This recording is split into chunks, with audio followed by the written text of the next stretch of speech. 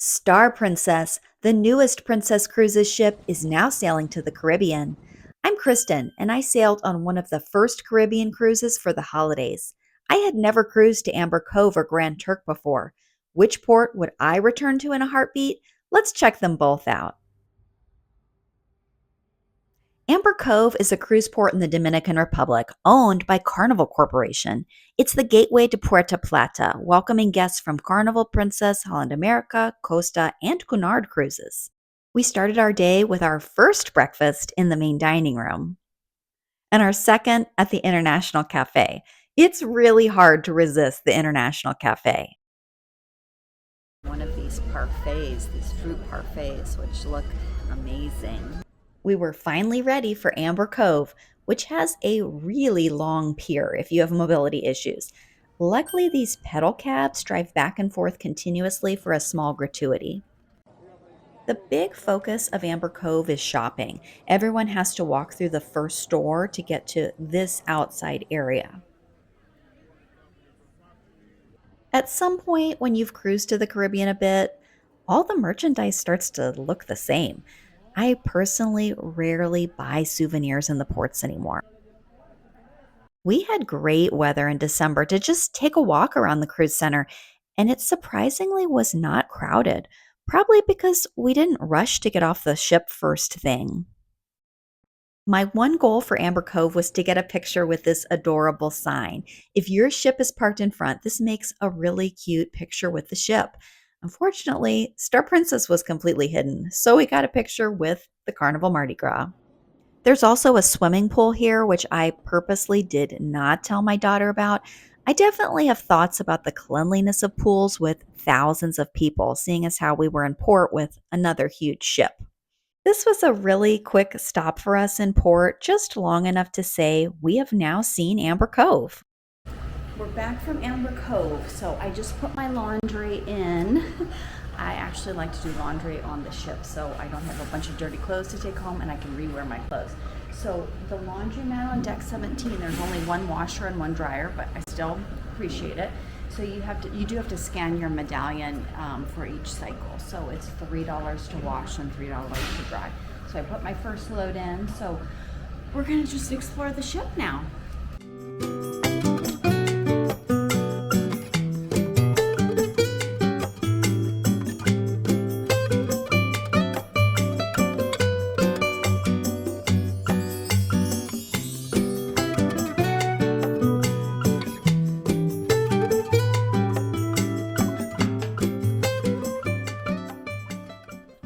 We checked out Love by Britto, the specialty restaurant that's on our stateroom floor.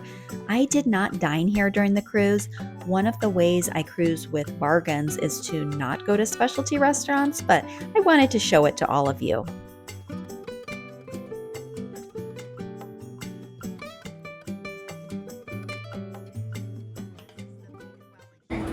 Ariel got the kids' banana split from the kids' menu.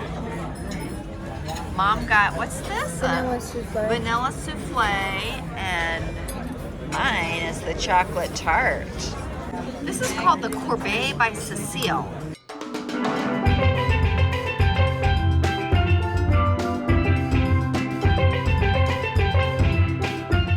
We got so lucky that Star Princess was the only ship in Grand Turk.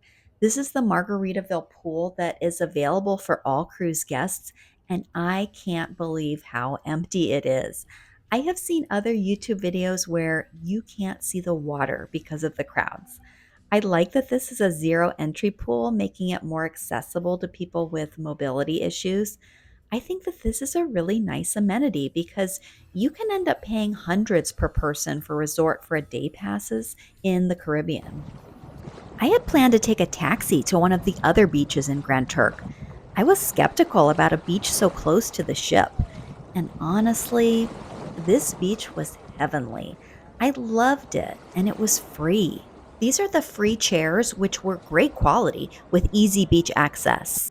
The vendors will try to convince you to pay $40 for these chairs with umbrellas further up the beach, and these chairs have seen their better day.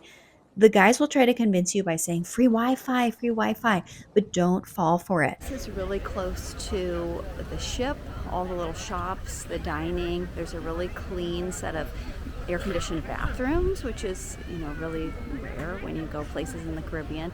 So this has been really nice. And it's also really close to that really nice pool, which hardly anyone is swimming in. Margaritaville has a big influence here, and I love the tropical vibes. Rest in peace, Jimmy Buffett. Do I have any parrot heads watching? Drop me a comment, please. There's also a pastel pink Starbucks for anyone who needs their Starbucks fix.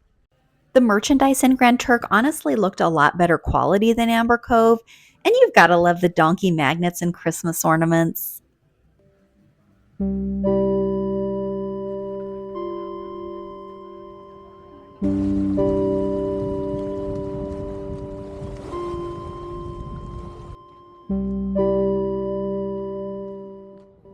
You guessed it, Grand Turk was my clear favorite, and I hope I can come back to see more of this island. Have you cruised to Amber Cove or Grand Turk? Let me know your experience in the comments, and I hope to see you at sea.